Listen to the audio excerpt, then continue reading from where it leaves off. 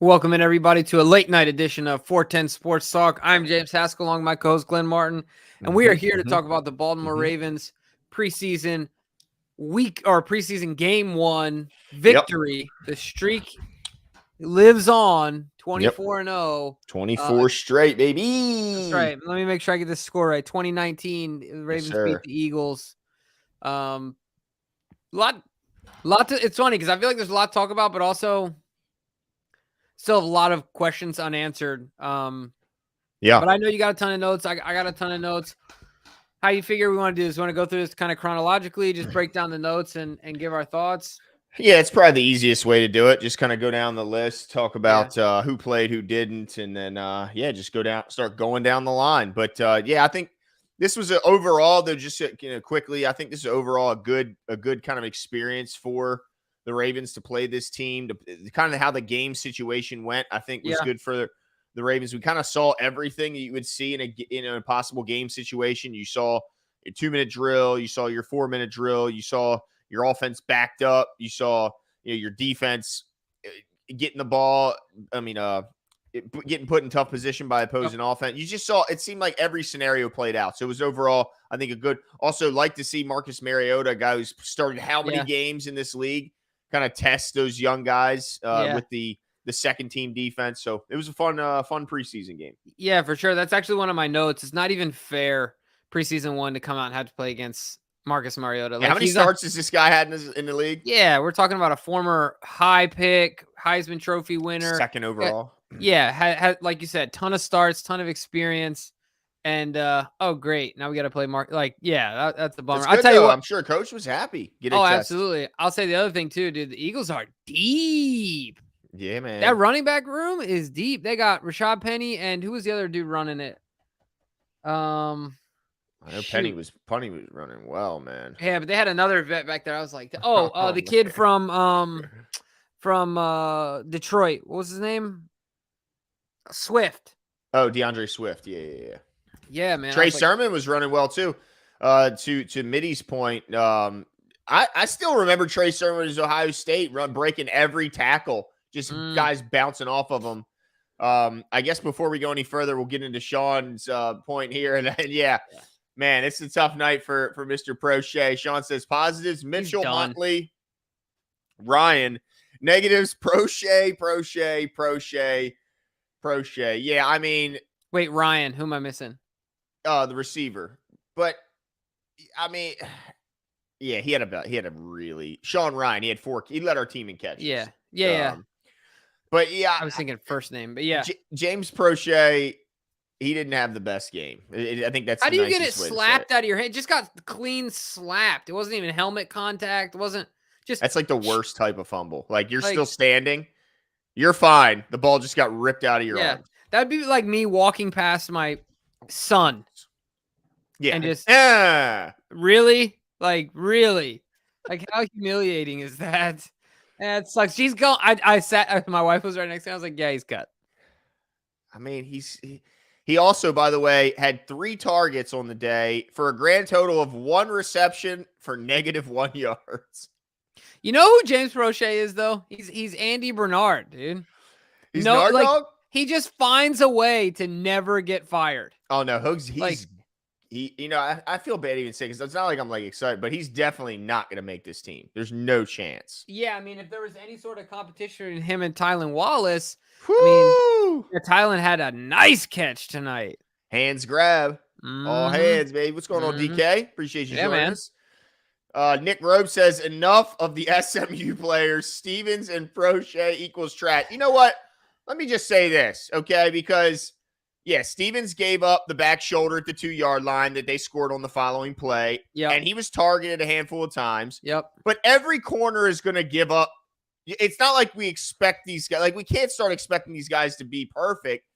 And a back shoulder catch isn't necessarily the easiest thing to defend against as a corner, to give him a little bit of credit, right, Jimbo? Yeah, 100%. I mean, there it is. Dang it up. I went 4 minutes and 45 seconds. That was longer than last time. It was 1 minute and 11 seconds. Yep. All right. So what I was going to say, though, is that it was funny. My nephew, we were talking on the phone. He's like, dude, Brandon Steve's getting cooked a little bit. And he was definitely getting picked on, Yep, yep. and the guy, but like you said, a few of the catches that were made on him, great catches. Yeah. I don't think he was ever just blatantly out of position. I think he also had some nice plays. I can think of one PBU where the offensive player really wanted a call there because Brandon was a little handsy. But look, that's how he plays. So I think it was up and down. I don't think it was as drastically bad as people are making it out to be. Yeah. You're gonna get targets. So, but I mean, he could have played better. The problem with Brandon Stevens, he struggles to find the ball when it's in the air. I mean, but I don't know if that's ever going to get better. Which for is him. Crazy because he had a ton of interceptions in college. In 1 year, he had something crazy like 9. Did he really? I don't even. Yeah, I mean, he had a lot of interceptions in college. But I mean, I can't deny what you're saying either. So it's a conundrum. It's something that he's got to figure out. But I want to skip real quick because I want to change my focus on a different player because I was a bit disappointed tonight by number 90. Yeah, man. Everyone talked about the explosion, the athleticism. I didn't see any explosion. I didn't see any strength. I didn't see much athleticism, and I didn't see much elusivity. I didn't see. Yeah, like look. I'm not ready to hit the panic button or anything crazy. Like, I don't think either of us are there. I'm there. You're there. I'm there, Glenn. Look. I was less concerned about him than Adafe, and now I'm leaning on Adafe Owe, Mr. 0 sacks. Like, dude, we can't keep calling him that. He's had some in the league now. All right, he can't be. But look, to your point, surprisingly, edge, dude. Ajabo's the only guy who I would have thought is like a fringe starter who actually started. Like no one else on defense of really any like any certainty of a starting role played. And to your point, the only thing I saw was negative plays. Yeah. Just to be honest, like the one on 3rd and 13. He tries to I think it was a spin move inside, completely gives up contain, and Mariota scrambles for a huge gain on 3rd and 13. And on the very following play, he does it again and gives up contain to the running back who has a huge run. So all I saw from him is a guy. I didn't see that burst. Like you said, I didn't see the quickness. I didn't see. Because you thought coming off of like backup, like playing against backups, if he's supposed to be your starter week 1. In our head, right? If you're playing against a backup, athletically speaking, if you do nothing, and you should be able to get off the ball and get a step on every single guy in front of you who's a 2nd, 3rd, 4th string tackle in this league, right? Yeah. I at least want to see that. I mean, I didn't see him. I didn't see the quickness. I didn't see the hand strength. Yeah. And look, it's early, so I'm not quite where you're at, but man, that was kind of disappointing. I mean, so I guess my next question is how quickly do you think we'll see Jadeveon Clowney and or Kyle Van Noy in the building? I mean, call it in, boys. Like both of them. Yeah, bring them in. We need reinforcements. In the horse. Because now you can absolutely see why Jadeveon Clowney would bring a lot of value in that the discipline in the run game didn't seem to be there. That's a huge concern. It's one thing to not get to the pass rusher, but like it's another thing to also break down in run defense. You know what I mean? It's almost, I mean, you can't, obviously you can't not do, you make money in this league doing one of the two. If you're great, you do both. Like you need to, and Ajabo is supposed to be in that pass rush category, but you got to be, serviceable. You can't, I mean, unless you want to be Ngakoue, but I mean, Ngakoue is fast as lightning. So anyway, all I'm saying is that I wish I would have seen a lot more. I was expecting dominance tonight from David Ajabo, but maybe it's my fault. A flash. Yeah. 3-4 reps where he just, so a perfect comparison. I thought it was funny that Devin Duvernay was in playing wide receiver. Yeah. And then they leave him outside to the right, and he scores the easiest touchdown he'll ever score this entire season. He goes, look, I'm a starter, guys. And guess what happened? After that, I saw him on the sideline, pads off. That was it. Right? Like, oh, yeah. Todd, just so you know, he looks up at the ball. I can do this. I'm on that level. Like, I'm not... so get me off the field. Like, I'm not on so this I was level. expecting something like that from Ajabo. You know what I'm saying? Just like 1, 2, 3 plays where you're like, oh, all right. Yeah. Just even if it's just one, just where you go, oh, there it is. That's where it is. I didn't see that, so I am really going to be interested to see how he performs in this upcoming joint practice with the Commanders, which I and think, like you said, how they react to this. How do the Ravens react to this from a roster standpoint is going to be interesting. Yeah, because they can say whatever they want in post-game pressers, but watch what they do with their roster, and that'll tell you how they really feel about those guys. Yeah. But all right, let's get into some. Let's see, Ravens O's Nations. Guess what, fellow Ravens fans? I have a fantasy draft coming up with mostly Eagles fans. Trash talk is coming. Hashtag Ravens Flock. Absolutely. Let them hear it. Let them know there's a big bad bird in town, and it ain't no eagle. It's a raven. All right. Yeah, let them hear it. But let's get down. Let's keep going through the notes here. All right. I think the next big thing I want to talk about is this backup quarterback, this QB2 battle. To me, I mean, I was kind of surprised to see Josh Johnson get the start and get basically the entirety of the first half. But I agree. Outside of the back shoulder touchdown pass, the offense just – when Tyler Huntley came in the game, it was like a shot in the arm, wasn't it? Yeah, everything moved. To me, Tyler Huntley's legs bring a total dynamic to the game that Josh Johnson has none of. So unless he's so head and shoulders above him as a passer, I don't know how Tyler Huntley loses this competition. He looked way better as a thrower. He was whipping it. I feel like even more than last year, don't you think? Like I felt like he was really whipping the ball. And he was hitting guys in stride. Especially what I like to see, we've been talking about a lot. James Lee Wiley says Tyler looked good in Monk's system. Absolutely he did. I loved when I see the running backs catching the ball in stride. Early in stride. Yeah, all of it. I mean, it was just perfect. It was beautiful. And let these guys run. I mean, yeah, I mean, I think it's pretty clear who's the leader right now in the QB2 competition. But I'll also say this. If Tyler Huntley doesn't come out, I expect him to get to start in the next one. If he doesn't come out and continue playing well, Josh Johnson, at least from a statistical standpoint, if you look 8 of 12, 45 yards and a tutty. Yeah. He can at least have a little bit of leg to stand on. So Tyler has to keep it up. Well, this is the other thing too. I think Johnson, in all reality, is the Ravens are going to keep a third, right? Because of the emergency QB thing, like that whole. Yep. I'm assuming they're going to keep a guy, and I mean, I don't know what Josh Johnson's prospects are outside of the Ravens. I also don't know, which I'm not saying there's going to be teams clamoring for him, but I also don't know what the rules are on behind the QB3. I probably need to dig into that a little bit. But if he's designated as that guy, I don't know if that makes other teams snatch him right, away. Exactly, because it's such a new thing. But and would he want to be that guy here and not elsewhere? Right, but he, ultimately, I guess what I'm trying to get at is that he could be fighting for that spot with Anthony Brown, and ultimately be in that race. And that's another. Anthony Brown didn't put up much of a fight tonight. No. And look, he wasn't playing with the best talent around him, but he also wasn't playing against the best talent. And he went 3 of 8 for 7 yards and a pick. Yeah. Pick 6. That was brutal. The other thing too, I'll be interested to see that looked pretty. I mean, that looked like a hyperextension or a hammy with Tyler too. But then he gutted it out, which is kind of surprising. But yeah, I mean, might have been a little like a pinch, like a don't do that. You know what I mean? Like a little squeak. Okay, let me pull back a little bit. It's hot out here. I'm sweating a lot. I'm a little light on fluids. Let me not do that. Rely on the arm for a little while. Yeah, there you go. Sean Pisker says, just want to note the DR y'all saw on the sideline after Huntley tweaked his leg is who did my knee surgery. Oh, the doctor. The doctor. Dr. Leanne Curl or something, I think her name is. She's in all the commercials. Yeah, exactly. Like a shorter haircut. Yep, glasses. Yep. Okay, you got it from the best of the best then, Sean. You should be out there running. What's your 40 time? You got it back up? Yeah, dude.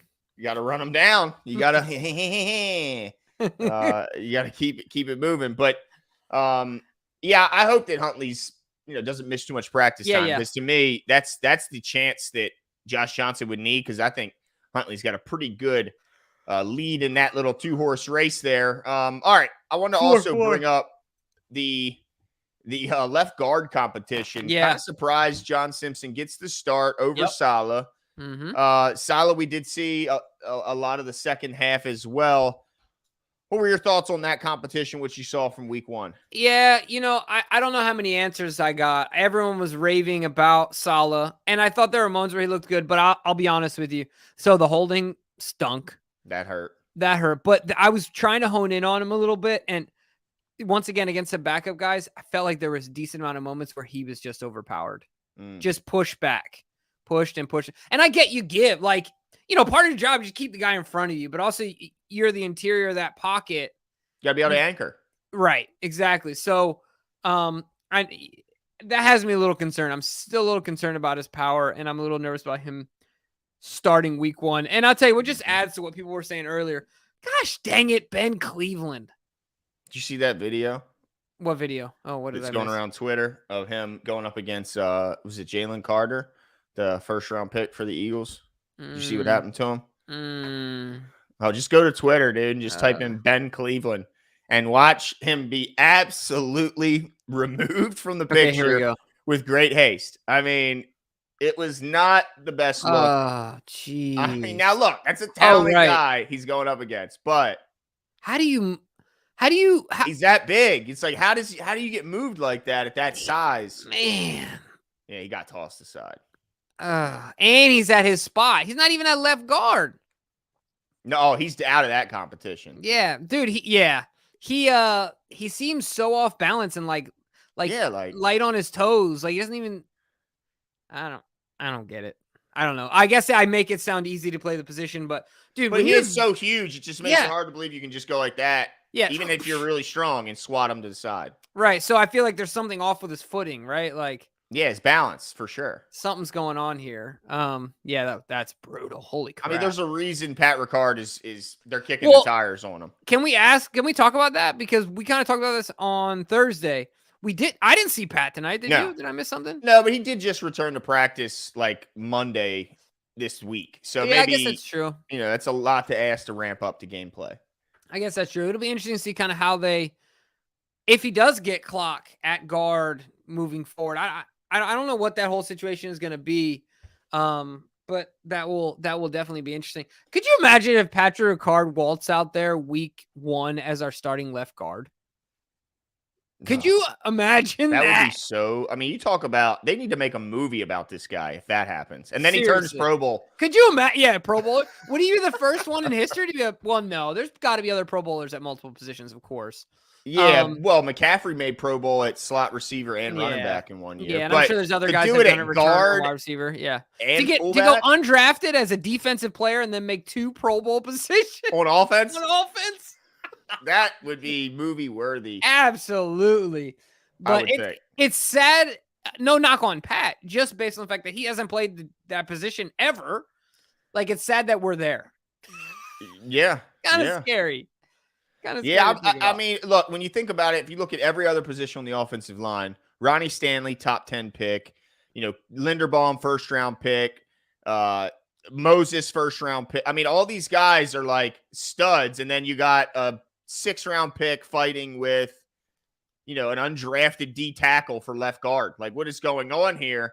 Now, I know Simpson is definitely I guess he would be the leader right now, but I don't know because I wouldn't be shocked to see Saleh return back to, first team reps and get the start next week. I think that's maybe just part of the plans. But I'll give Saleh a break. He's a rookie. That was his first NFL action. I'm gonna give him a pass, although that holding penalty negated a 15-yard gain. So it was a 25-yard swing on that penalty. You can't have that.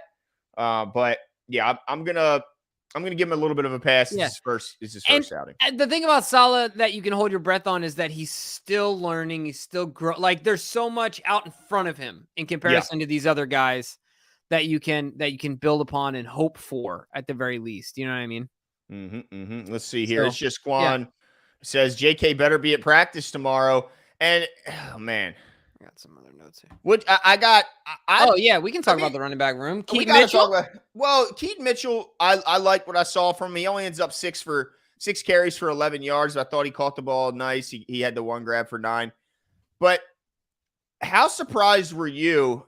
And tell me if I'm misreading this, but did Justice Hill get the number 1 job, like number 1 duties? Because I saw Justice Hill in the first quarter. I didn't see Gus. Well, I think that's because Justice they're still carving. I think he's fighting for snaps. That's why. I think Gus went out there just to take some hits, get some live reps in the offense. I think totally different reasons in my mind. But why do we see Justice in the first and we don't see Gus till the second? Yeah, well, I just think it's because Justice, they're trying to get as many reps as they can. Like, it was first priority, I think, in their minds to say, all right, let's see what Justice can do. Let's give him some time. Let's roll him out there, like simulate this as much as they can for him. And then let's just throw Gus in there to like just get some sweat and get some hits. I hear you, but Gus got more touches. You mean Justice? No. Oh, Gus got more touches. Oh, Gus got more carries and they got the same amount of catches. That's what I'm saying. It's just a little puzzling why Justice was the lead back on the first couple drives, the whole first quarter. Yeah. It's kind of interesting. And then we see so much of Gus in the second. No surprise that we didn't see either in the second half, but that kind of had me a little bit surprised because I don't need to see Gus Edwards. Yeah. I mean, I guess maybe catch the ball, maybe, but so to me, I still think that the reason Gus was out there because I think he asked to be out there. Okay. I think he wanted. That's just I have no inside opinion, but I think Gus just wanted to get out there and once again just get a sweat, get some hits. But I think Justice needed to be out there. Oh, well, I tell you, he looked good on that 37-yard run. He had the burst. Dude, whatever happened last year coming off he finally runs. He runs like a man possessed. Mm-hmm. The dude, it is kind of funny, though. He gets these choppy feet, and, they're so choppy sometimes. I'm like, Justin, just move forward. Yeah, just get moving. You can chop your feet 4 times, not 8. He's like this. It's like, dude, are you going to do anything, or are you just going to chop? Move, left or right, bro. Come on. Be more decisive. I thought he looked good. He looked explosive, though. I feel okay about the backs. I even thought Melvin Gordon looked good. I mean, hurdled that dude.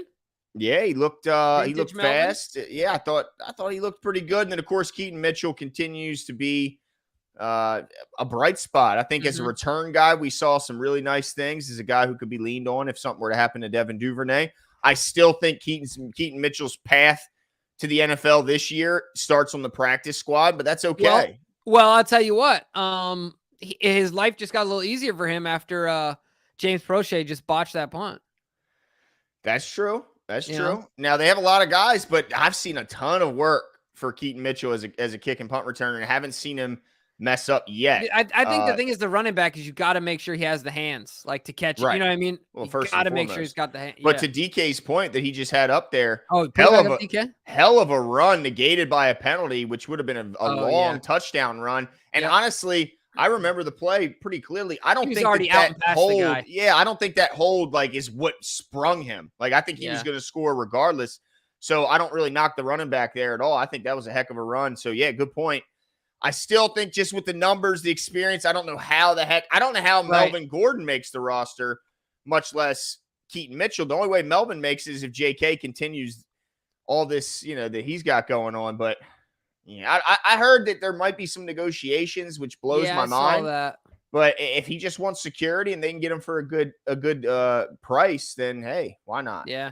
Yeah, but I agree. I think one of the bright spots tonight for me was definitely just the backs. Not only the backs themselves, but also everyone's been talking about how excited they are about the passing game. But we saw one of our desires in this game, Glenn, was to see a simple pass, just like you said, in stride to an open back in the open field to see what he could do. And we saw it time and time and time. I don't know how many passes were thrown to the back today, but I felt like more in this game than all of the season last year. I don't think that's an exaggeration. I bet you it's close.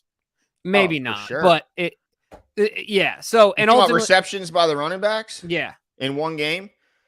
Well, definitely it broke. I don't think we never threw it to the running backs. Right? No, you talking about last year? Yeah, no, it was never ridiculously low. It was only in an emergency, and probably only when Tyler Huntley was the quarterback. Certainly not with Lamar, but so I think the running backs were a bright spot. But people keep talking about in the chat too. You want to talk about Zay, dude? So Zay did what a Jabbo should have done. I felt where flashed. Yeah, even though he didn't get the ball a ton. Yeah, you could clearly tell based on the drawn penalties, he was too fast. Yep. Too shifty. He was out of the league against the guys he was playing with. Yeah, you're so right. I mean, the guys were grabbing at him, grabbing his face mask. They're holding on. Anything they do to keep him in the vicinity. And even on the play where they tried to get him the ball quick out of the backfield and they throw it to him. Yeah, he gets tackled, I think, for a loss, but that first guy had no chance. Oh my gosh. No chance of touching him. And that's what you like to see. I mean, look, you're not expecting him to go out there and make 4 guys miss in a small area, but I like to see him make the first guy miss. Yeah, man. Yeah, that's what we've wanted in this type of guy that, like, in Hollywood and things like that. The guy that can make the first one miss. And in a lot of scenarios, I think that during the regular season, if he makes that first guy miss, I don't think there's going to be a horde of people around him. Like, he's going to take that sucker down the field, for a good bit. So yeah, that was exciting to see. I was happy with what I saw from Zay tonight, getting physical, blocking, and just making life difficult for defenders in a lot of different ways, which is exciting because this is the tip of the spear that is on the iceberg. Like, that's how little of what we saw tonight. You know what I mean? In comparison to like week 10, holy crap, going to be a totally different ball game. And not just like the growth he'll have, but just this offense in general. All of it, right? It's going to be him and Lamar's connection. Yep. The offense as a whole, him developing into a pro. Like, holy crap, it's going to be crazy. And I'm glad Tariq brings up the cornerback room, because that's where I want to go next. Tariq says, why not put Ardarius in the slot right away? Yeah, Ardarius had a heck of a game. I mean, obviously he had the ended up being the game-winning interception on the 2-point conversion attempt after the pick six thrown by Anthony Brown. He was good, man. And that wasn't even his responsibility. He comes off his responsibility to make the interception. I thought he made a case to be that slot guy, or at least be a big-time contributor in the slot, whether it's nickel or dime. I think he's going to be a player on this defense, Jimbo. Yeah, it's crazy. So he had the interception, right? And that ultimately is a big play, and that was a big play in saving this game, right? Like, that was huge. Yep. He almost had that huge sack, got a little too excited, right? Got a little. But Ardarius, I think we've said this, we've learned this about Ardarius from other people, from the guy that we had on from TCU, just has a nose for the football, and it seems to ring true every time he's on the field. So I liked the way he played tonight. Looked bigger, looked faster, looked more like an NFL guy. He did look bigger, didn't he? Looked taller. Yeah, I was going to say, he did look a little taller. Yeah, I mean, that happens when you make plays, man. You look a little taller. I grew an inch at 21. There you go. So, in height, right? Yeah. All right. I don't know what other way. I'm just going to leave that one alone. Anyway, yeah, but so I think overall, here's what I was happy about with the corners, that none of them got hurt. That was nice to see. Yeah. We can't afford any more injuries at the DB position. Craig Fox says it's always nice seeing that first JT bomb of the year absolutely made it look easy. Oh my gosh. He could have been 10 yards further back, I swear. That had so much distance left on it. I just love when they show pause. I just love when they show John Harbaugh on the sideline, and he's just wow. Just, I mean, because, it had at least, he could have tied the record again, of course, with that boot. But, yeah, man, he's pretty special. He's pretty special. I just hope that in the regular season we stay aggressive. I don't want to see Jordan Stout going out there when there's a 60-yard attempt, unless the wind is definitely against him, because this guy is almost money from 62 and in. Yeah, it's insane. I mean, didn't they say it on the call? Like, just put him in the Hall of Fame now? Oh, for sure. I mean, come on, man. Like, can we just make an exception already? It's like, I mean, it's universally the GOAT. Like, there's not many like things where it's everyone agrees. Yes, that one is the GOAT. Yeah.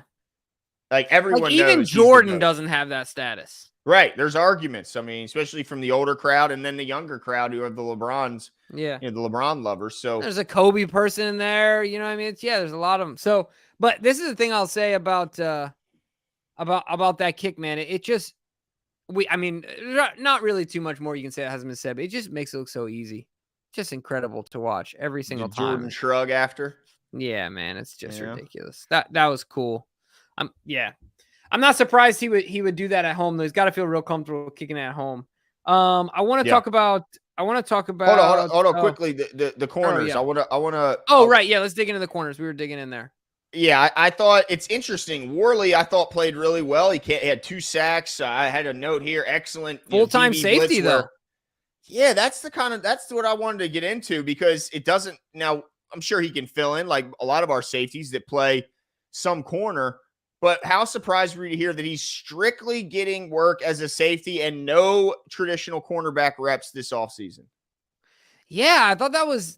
I mean, Worley's a big guy, Mm-hmm. so I think he's a bit bigger than your typical corner. But it's a totally different position. So I wonder if it was like when guys change positions like this, is it player driven or is it coach driven?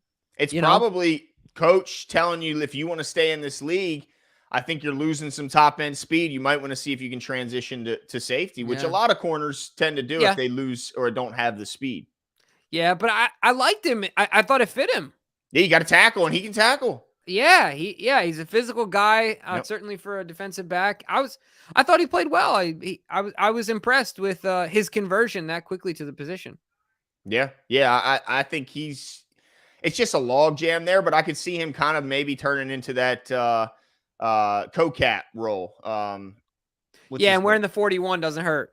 Exactly. That helps. Yeah. That helps. But I saw him make a play on special teams too, which kind of really Yeah. made me think of what's his name now? Co-cap. I see his face. Yeah, and I'm Anthony like, Levine. yeah, there it is, Levine. Speaking of backs or defensive backs, though, early in the game, I was trying to watch and figure out. I just could not get the name on the back of the jersey, and it happened so fast. Number 5 made a play. I think that was the first kick, wasn't it? Jalen. That's Jalen Armour. Was Davis. that Armour Davis? I wasn't sure. I Yeah. figured it was Armour Davis because I didn't think That's your Treadwell boy. played. Yeah. Hey man, if he's good, he's good. Like, hey man, that's your boy. But yeah, I mean, I was happy to see that. I didn't see him. No, I think if it was a special teams play, I think it was Laquan Treadwell. Okay. Yeah. No, DK saying it was Armour Davis on that. Was play. it? That's weird because he didn't register a statistic. I don't think he got the tackle. Oh, okay. But he was like right there and forced the guy. He was. I mean, it was a really nice play by him. And I was like, all right, okay, cool, let's go. I got another note here. I want to talk about if that's cool. Or do you have other DB stuff? No, I think I guess were you at all surprised to not see Kyle Hamilton? You think he's done enough to where? Yeah. Okay. All right. Yeah. Okay. Yeah, I agree. The other thing I was gonna say, so this is more the big boys up front. First of all, I thought it was interesting that Urban was out there playing. Yes, but at this point, but maybe it's just a numbers game, and like they didn't want to put Brady out there, Metabike, right? And just kind of run, and certainly not Michael Pierce. Yeah, no, definitely not. But I did. Travis Jones, everyone's excited about. I'm excited about as well. He had a tackle for loss. Yep. And he had moments tonight where I thought he played well. Mm-hmm. So I was excited about that. I took that as a note. I thought it was noteworthy. Yeah, I liked him. Also in the front, I thought there was a nice pop moment from, was it Kelly Sanders? I think is his name. I thought he popped, and then with the nice tackle for loss, and then Malik Ham. Shout out to Malik, who also took the time to sign my son's football and was very gracious with his time. Also flashed with a nice pass rush. Yeah, man. But again, all the horses, all our guys that we're most excited about, they didn't play tonight. Yeah, except Ajabo. Yeah. Asmodeus, the notice says, get your McChickens. Shout out. We appreciate that. Thank you as always. But yeah, you're right. I mean, I guess from a defensive line standpoint, the guys just weren't there. But it's still exciting to see. Ultimately, how do you feel about the offense? Oh, hold on. One real quick call on defense before we switch back to offense. Oh, okay, cool. Deshaun Phillips continues to impress. Had 10 total tackles, led the team. And again, in a game I was expecting Josh Ross to kind of come back out and announce himself. Didn't see a lot of Josh Ross. I thought Josh Ross got that fumble initially. I thought he was the one that hit it. Ended up being Worley. Yeah, it got credited to Worley. But I think who initially was shaking that loose was Christian Welch. If I remember correctly, he was tearing at it, and then I think Worley finished it off. But yeah, Deshaun Phillips, man, look, double-digit tackles. You made 2 picks in training camp. Hey, keep doing your thing, Deshaun, and maybe you might just sneak your way in the back end of this roster. Yeah, absolutely. I mean, there's always a few guys every year, right? There's always at least one, I feel like, and so. It'd be awesome for him to be the guy, but he's really been showing out and been impressive. But as far as offense, Jimbo, this is what you got to like offensively. Talk about it. 8 of 14 on third down. You got to like that. Anytime you're over 50% on third down, that's pretty impressive. And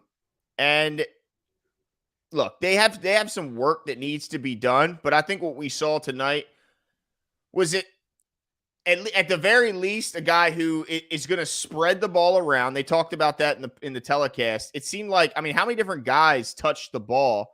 And I think that's not just something that's going to happen because it's preseason. I think that's going to be kind of the story of the season. I don't think we're going to see an overload of one or two guys getting targets or one or two guys. I think they're going to have a healthy rotation in the backfield as well as on the outside as receivers. I don't think we're not going to see the fifth and sixth receiver. I think we're going to see if you're on this roster, you're gonna be expected to contribute to some degree. So it's exciting. It's got to be exciting as a player because you know that I'm going to make an impact. It might not be as big as an impact as that guy, but at least I know I'm going to have an opportunity to make a play, and it's up to me to make the most of it. Yeah, I think that's a great point. The spreading around of the ball is exciting because I think it's the only way it works this year. We've got so many guys. It's the only way you get as much as you can out of them, right? Like we've got to, distribute evenly. And if we leave one of these offensive weapons out of a game or two or three or whatever, or the season, as far as like getting them touches enough, they're all significant enough talents to where it's going to diminish our team as a whole, right? Like you got to get them all involved and create an edge there. DK is shouting at us in the private chat here. Yeah, man. To talk about Vokalek, and that's a great point. All the pass catchers. Yeah, well, the one thing I'll say about Vokalek is that he might be the reason that Patrick Ricard is trying out now for offensive line, right? Because he was already a blocking guy anyway, and that catch he had the route was crisp, the catch was nice. Yep. It was a great ball as well, but I thought he played really well tonight. And certainly we know what he can do as a blocker. I mean, that's been his MO since day one. Yeah, I thought he had a strong performance tonight. I mean, obviously a really, really good throw to him. So he made that, he did what he was supposed to do and catch a beautiful throw.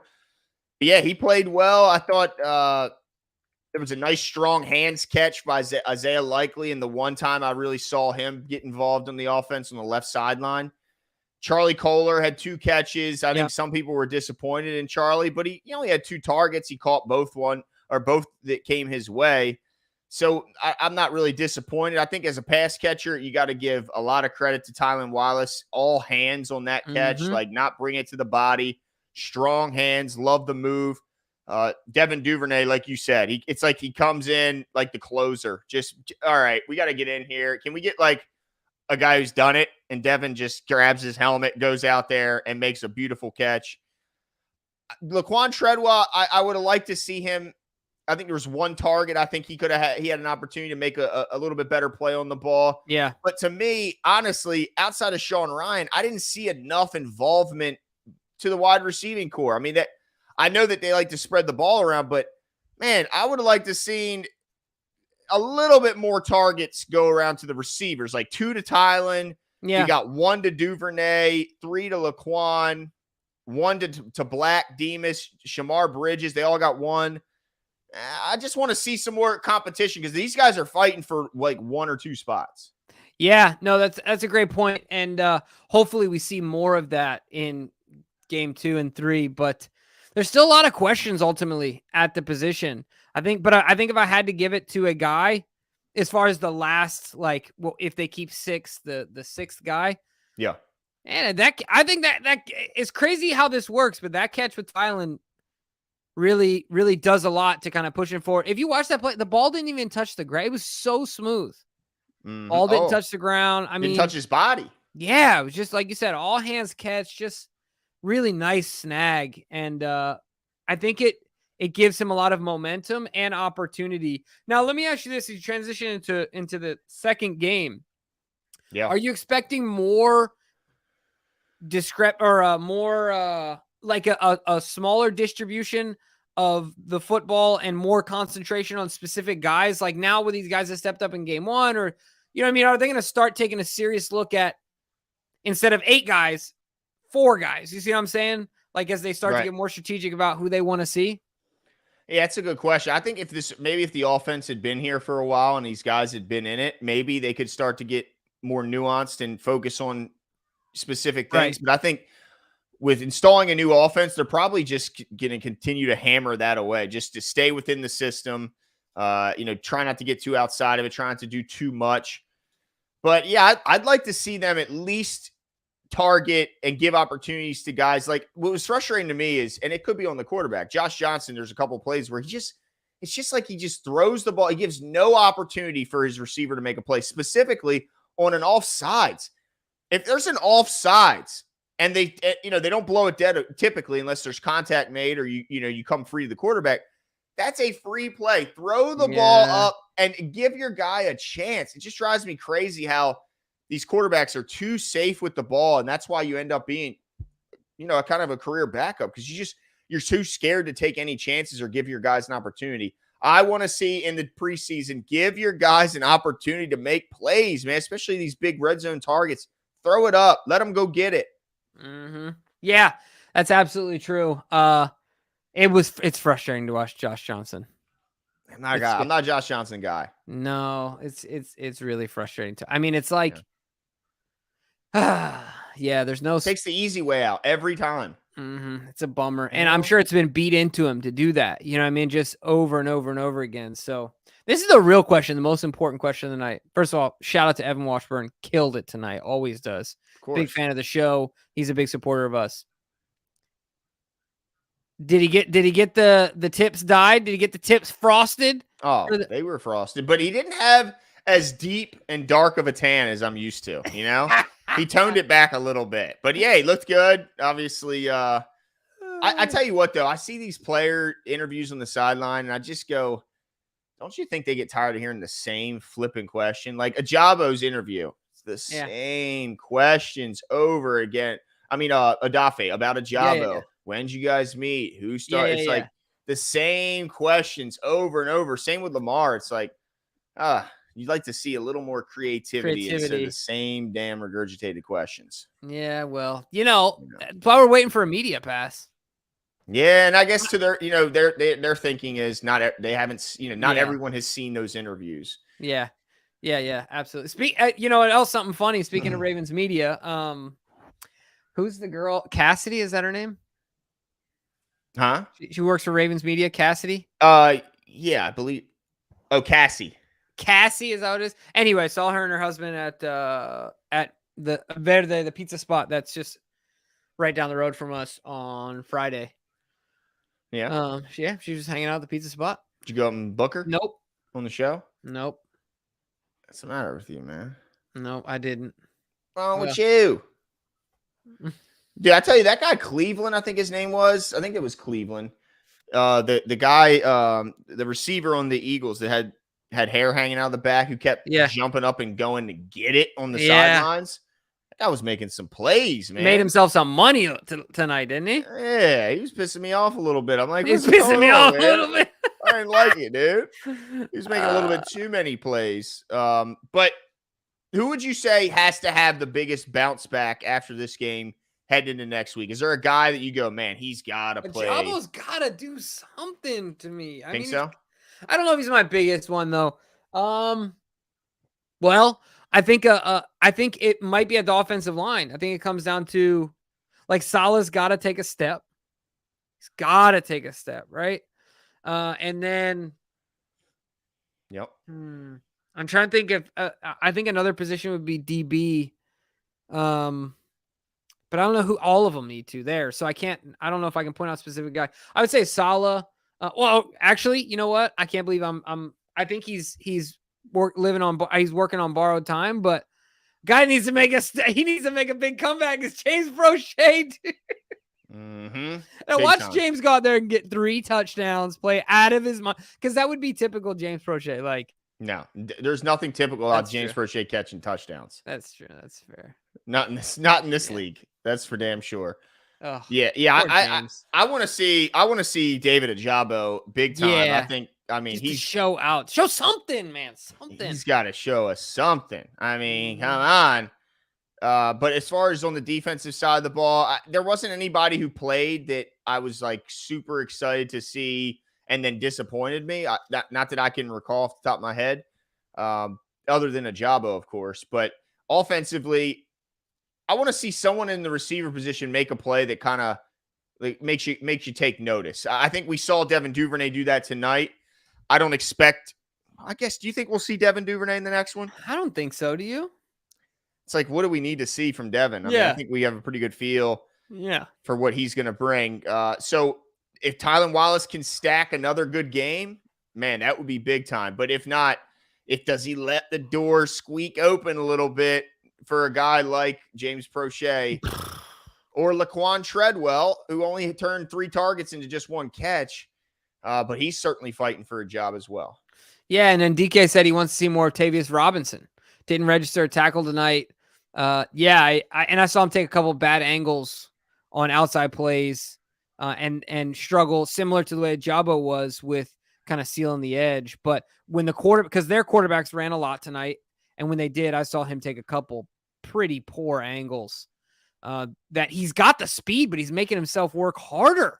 Yeah. Like, dude, you take a bad angle. Like, if you just took a good angle, you beat the guy to the spot. But you just, so I agree with DK. This is the thing I will say, though. I mean, his athleticism jumps off the screen. If you just watch him for a few plays, the motor, the athleticism, the strength, he's definitely got all that. But a little bit upstairs, he needs to work on just playing smarter, not harder. Like, don't work harder, work a little smarter.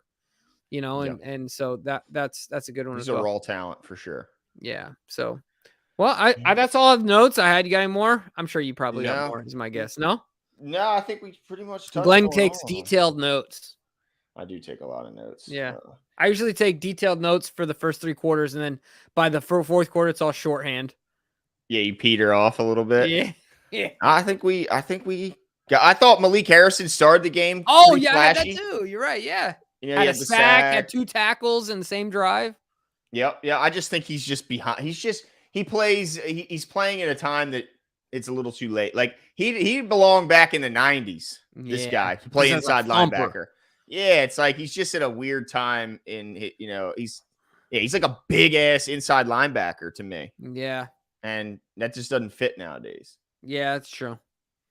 But yeah, I think that's it for us tonight. But we will be back soon. Thank goodness. Yeah, we'll see you on Tuesday. The Ravens escaped. It looks like healthy outside of maybe a couple nicks. John said even Tyler's thing is not an injury, is what he's not classified as an injury. So knocking on wood. This week's a big one. They got the Commanders coming into town to join them in practice at one winning drive, and then follow that with the game, of course, next week. So be on the lookout. We're going to, I'm sure, be having some news. I think there will be some transactions in the coming days. Yep. So keep hit the subscribe button, hit the notification bell, and we will keep you up to date on all the news. And I hope you all have a good night.